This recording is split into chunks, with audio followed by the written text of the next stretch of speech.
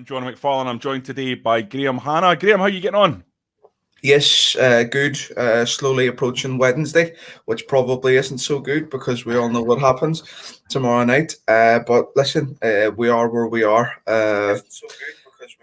Hope springs eternal, but there isn't a lot of hope just now. Yeah, I don't know if you've got something coming on in the background there, mate. I don't know if I can hear a sort of voice. It might be coming from me. I'm not sure. Anyway, right. So, Graeme, we're going to get stuck into some of the topics that are flying about today. Derek is, of course, in Napoli. He is at the press all this afternoon. Now, just to give you a sense of when you're going to start seeing some of the detail flying down from both the Napoli press conference and the Rangers one. Napoli is at 2:30, so I think you'll start to see Luciano Spalletti giving some of his opinions around about 3:30, and then Rangers is at 6:45 with Giovanni van Bronckhorst. Derek will, of course, be there to give us all the latest information and a full transcript of whatever is said on the Rangers review. So there's going to be quite a bit of Rangers news coming down later on, but in the meantime, there's not an awful lot floating about this morning. One of the things I think it's important that we discuss is indeed the approach for this Napoli game. Graeme, you're like myself, you're not holding out an awful lot of hope that Rangers can get anything out of this game. I don't think there's a single person that we've had in our there's been one person in our comments, but in the rest of social media, I've really barely seen anyone who is coming into a game against a Napoli side that is now 11 games on the spin that they've won. The best record that they've had in nearly 40 years, and a topping Serie A, and frankly, looking like they could be a danger to winning the Champions League the way they're playing. I mean, they thrashed Liverpool for a start.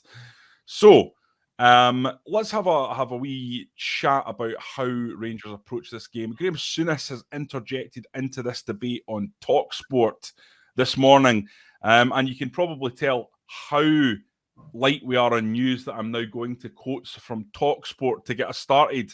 Graeme, that really does tell its own story. But anyway, it's Graeme Souness, so we always want to have a listen to what he's got to say, regardless of the platform. He said, I know you can't go around knocking people over and going through people, but I want to see more. Against Liverpool, I saw a group of players who didn't really believe. If you're a Rangers player, you have to be up for the cup. I witnessed that game live, and in the first half, they were doing okay. But the minute Liverpool scored, it was like they were just happy to be on the same pitch as some of the Liverpool players. I didn't see them getting angry with each other. I didn't see them getting angry with the opposition. And you're not a Rangers player if you've got no anger. He went on to talk about Giovanni van Bronckhorst. He said, if you manage Glasgow Rangers, it's a very hard job. It must be the same if you're Celtic manager. If you're playing second fiddle to the other side of the old firm, it's a very difficult job. I was there for 5 years, and unfortunately for me, only once were we second to Celtic, so I got a good run at it. Celtic have been dominant team for a long time now. I know we, Rangers, broke the sequence in stopping 10 in a row, but we've not kicked on from there. You look at the last couple of games against Celtic at Parkhead, there are no surprises when you go to Parkhead. You know you're facing a fire from the first minute, and you have to match that. The last two games they've gone there, they've not done that, and the game has been over at half-time. I think that's something you have to learn from, and the last time out, it showed that he hadn't learned from it yet. Giovanni van Bronckhorst is under real pressure. The club is under pressure. They did brilliantly qualifying for the Champions League, but they're playing against teams with far bigger budgets than them. They weren't expected to get anywhere the top of that group when they got Liverpool and Napoli are the form team in Europe. But the pressure is on. I hate talking about managers being under pressure because I've been there myself and know how difficult it can be. When you're involved with Rangers, you never play any easy games. Every game is a cup final because the teams you're playing against want to go to war with you. Gio knows all this, but I'm not seeing the same back from his team.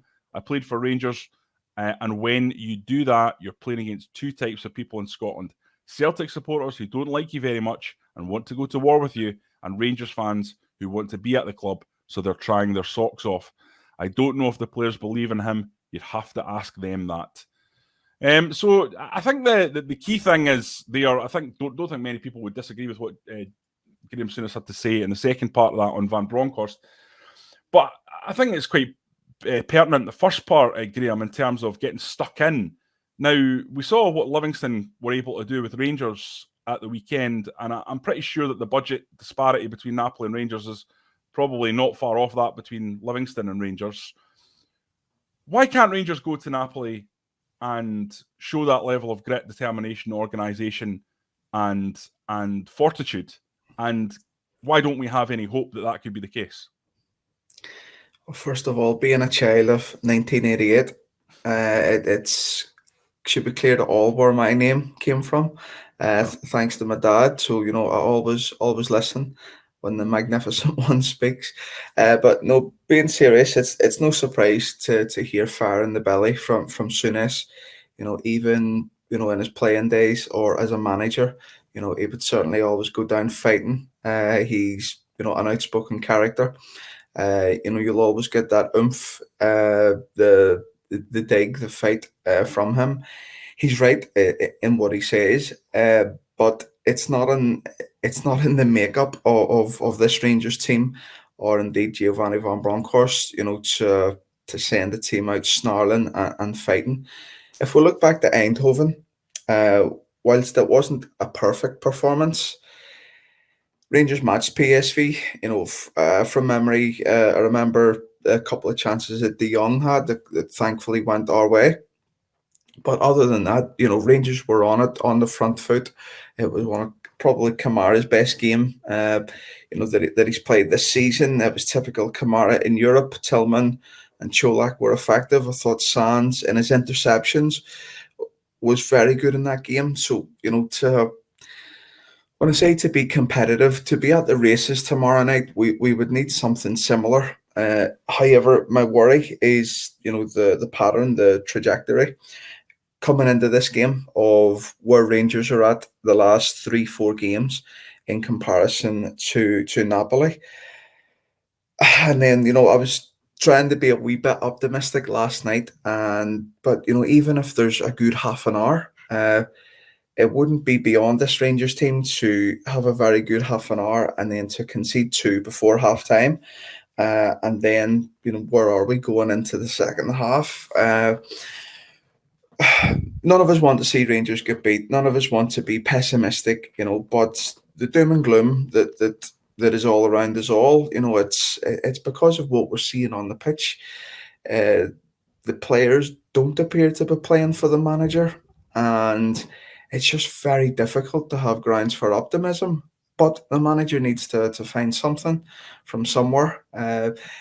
We would all expect either a 5-4-1 or a 4-5-1 tomorrow night. I think he needs to make the middle of the pitch, certainly our half, to make it as congested as possible. Maybe revert what Davy Martindale did at the weekend. He was happy to put the ball out wide and then defend. It's just going to be difficult, isn't it? Gallant Pioneers exactly right. If Napoli were to score a goal, in the first 5-10 minutes, I dread to think, because there isn't that, the resolve in the team at the moment, to respond to a setback, and it's just a worry. I was too young, for the likes of the Juventus game in 95 when Walter Smith's team went over, and got a chasing. I think, from memory, was it the Ibrox game that Gary Bullen played? Gary Bullen, Alex Cleland. Might we even see a surprise in the team selection tomorrow night? I don't know. It says it all that we're just very, very cautious.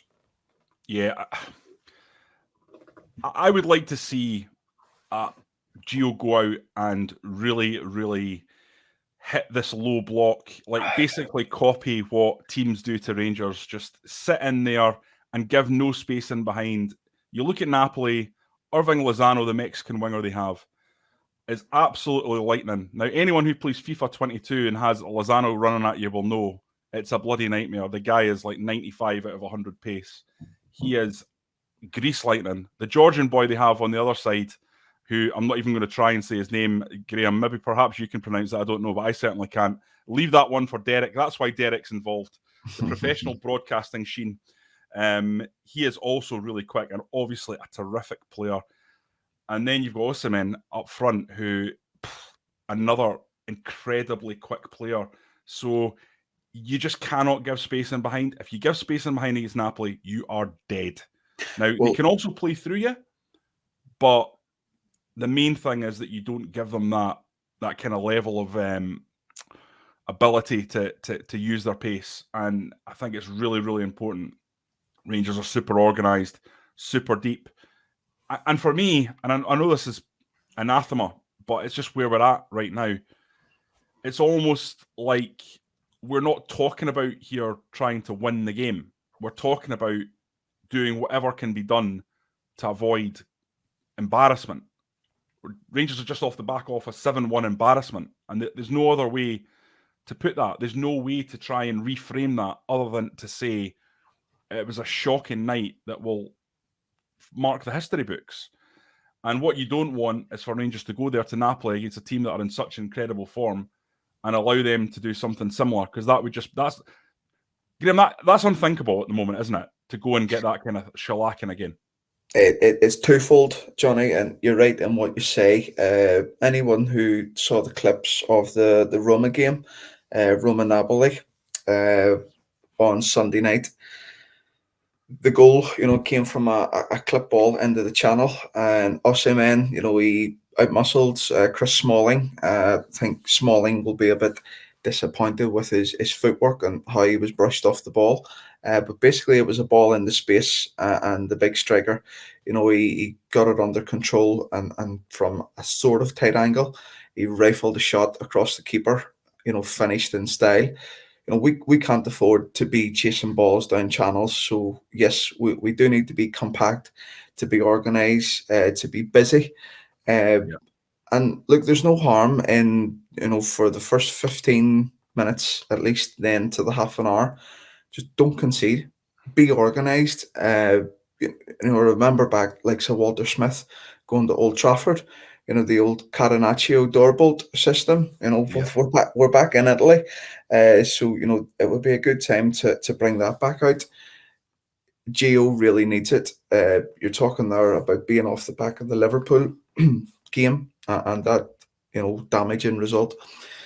It's simple. The manager cannot afford another hiding, because if we were to be hit for 5 or 6 again in the same way that the Liverpool game unfolded, there's a very good chance that the manager wouldn't survive that. Especially leading up to Saturday. Even if we could beat, there's going to be no shame if we do get beat tomorrow night. It's about how we could beat, how the game unfolds, what the performance is like. For anyone who didn't see the stat or the headline, Roma didn't get a shot on target at home to Napoli on Sunday night. So that underlines the extent of this challenge.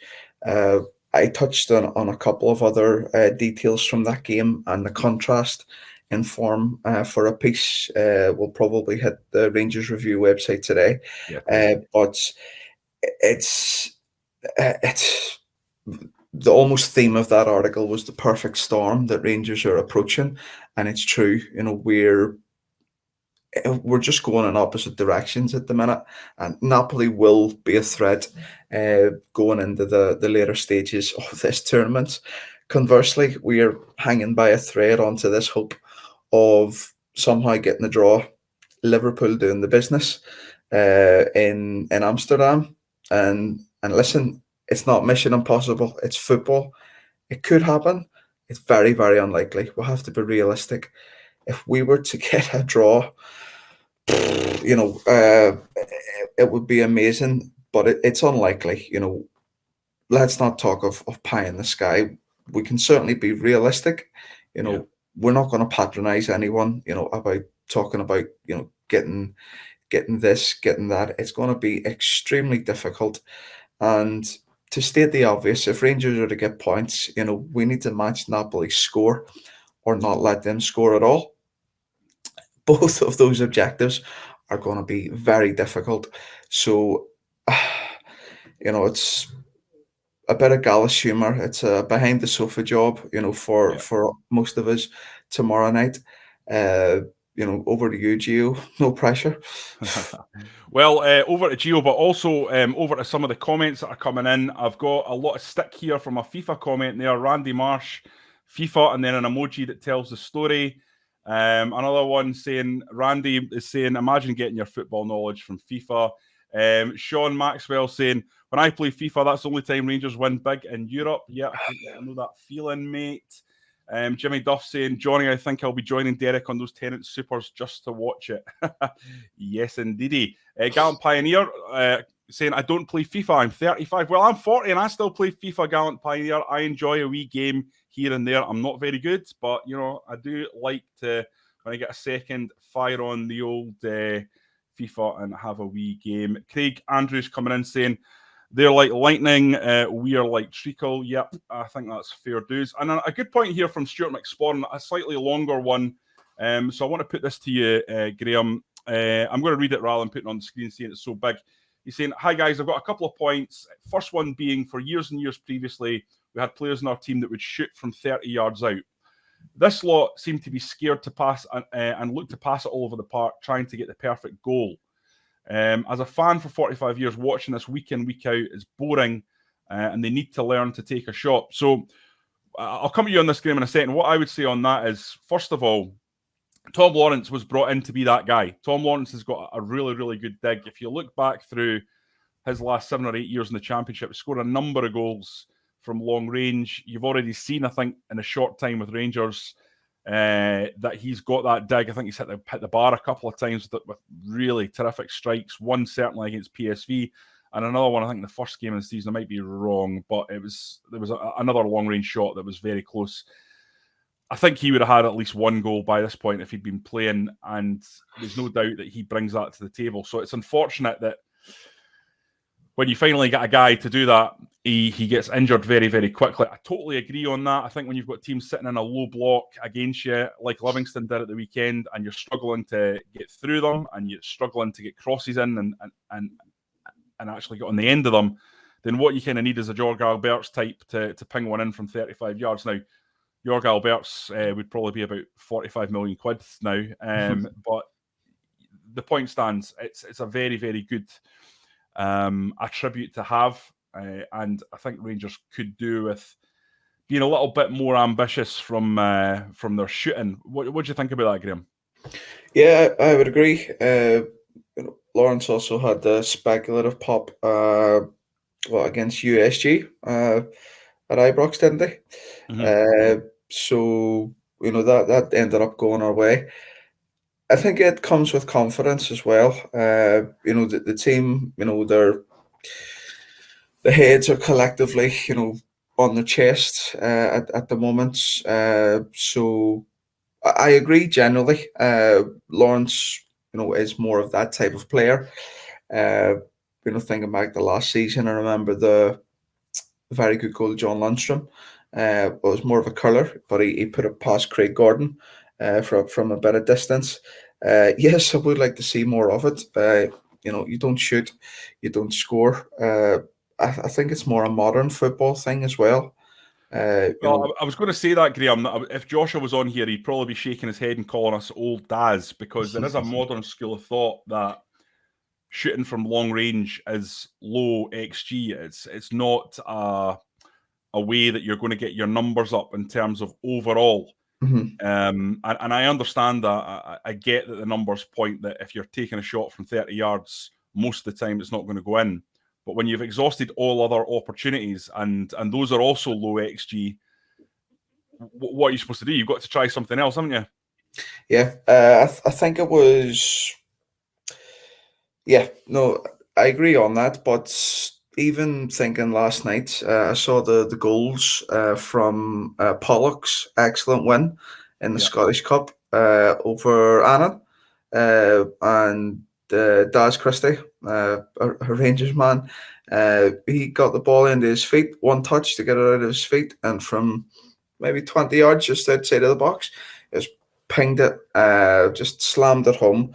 And look, we're not talking about having pop shots from 35, 40 yards, being absolutely speculative. But on the edge of the box, often Rangers will play it across. There's this whole horseshoe thing, which has a bit of merit to it. But yeah, it's about taking responsibility. Having the Stephen Davis, isn't really going to do much damage in terms of his shooting 9 times out of 10. Yeah. It's not his game. But the likes of Lundstrom, Tillman, and others shoot. When we're playing it around the box, you'll hear the fans on top of the pitch, encouraging the team. Yes, it is something we should be doing more of, I think. And if Tom Lawrence wasn't injured, he would be in the team, and he doesn't need a second invite to have a go. As we've seen in small glimpses so far, and certainly in his time under Rooney down at Derby, where he was more than happy to take on that responsibility. So, in a word, yes, we do need to shoot more and take advantage of such situations. Yeah, Craig Marshall saying, totally get Napoli are a top side. So bad we're talking about how we don't lose the game. I totally get we're very poor at the moment, but we are Glasgow Rangers. Yeah, I just think it's the position, Craig, that Rangers are in. You've just come off a 7-1 defeat at home to Liverpool. You've not won a single game in the Champions League. You've only scored a single goal, and you're now going up against the informed team in the whole competition, who beat that team that beat Rangers 7-1 quite significantly. I think it was 4-1, wasn't it? So you have to be very, very careful going up against a team like this, and I get that there's probably a bit of negativity coming from us at the moment, but I would actually say it's not really negativity, it's more realism. And what we're trying to do is trying to work out ways in which this can that can still work for Rangers, this result. And I suppose that would be coming away with pride intact against what is an outstanding team. Graeme mentioned Juventus.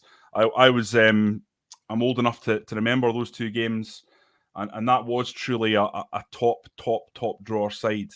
And 4-1 and 4-0, it wasn't embarrassing, but it was chastening, to say the least.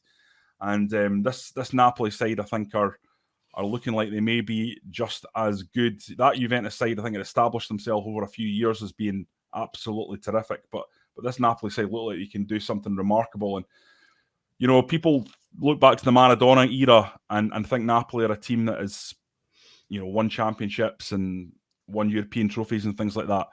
That only happened during the Maradona era. Napoli have not got a history of success throughout their lifespan as a club. They've not won the championship since the Diego Maradona era. This is why, if you look at the stuff that we've got on our social channels, on Twitter and on TikTok, you'll see Derek walking through the centre of Napoli, and you'll see shrines to Maradona. You'll see huge murals of Maradona.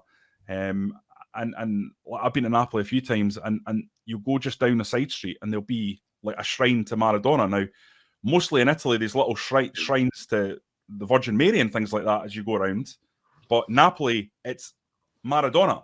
That's because of what he achieved. So what I'm trying to get at here is Maradona and that period for a certain age group makes you think that Napoli are a big side.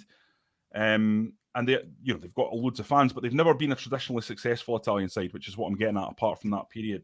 And I think they might be heading towards a very successful period now, given the way they're performing in both the Champions League and the league. I certainly would be really shocked if they don't win any silverware. So I think Rangers have really, really got it tough. There's no doubt about that in my mind. And it's going to be a case of backs to the wall. It's going to be a case of grit and determination. It's going to be a case of doing the dirty stuff and bleeding for the jersey. There's just no other way to get around it. You're not going to outplay this Napoli team. You're going to have to outfight them. And the Rangers boys can outfight them. They can do that because that's human capability, physical capability, as opposed to quality. And they've just got to do that. They've got to take their lead from what Livingston did at the weekend. Rangers are far better than Livingston, but Livingston were able to control the match largely, score a goal, and they were probably, you would argue, in the end, unlucky, undone by a mad sending off. I think that's how Davy Martindale saw it. It's how I saw it, if I'm being honest. So, yeah, really, really difficult one. We've just got to try and be realistic in terms of how we're approaching it. So, right, I think we're getting to the stage where we're going to call it a day, Graeme. 25 minutes. We need to get on. Derek wasn't on this morning because he was away to speak to a Napoli supporters group head about their opinions on why Rangers fans haven't been allowed into the ground, on various supporters issues that are going to be faced tonight. I know there's going to be some supporters over there, and Derek's going to get the lowdown on kind of what to watch out for, and how to behave when you're in the city just to keep yourself safe, because we know there's been a lot of chat about Napoli as a place. I don't think it's anywhere near as bad as some people have been saying, but still definitely a place where you want to be very, very careful indeed. You want to be very, very smart, and be careful on the old booze when you're out there as well, because we know that can lead to bad decision making, and Napoli's not a place you want to be making bad decisions, I don't think. Certainly certain areas in the city you just have to be very, very careful indeed. So we'll look forward to that. That'll be a video coming later on in the day, but in the meantime I just want to thank Graeme for coming on. Thank you, buddy. No bother. Cheers. And we shall be back obviously later on in the day. Myself and Derek will do a quick chat post press conference, and we'll catch up with you then. So until next time, guys, thanks for coming on. Thanks for watching.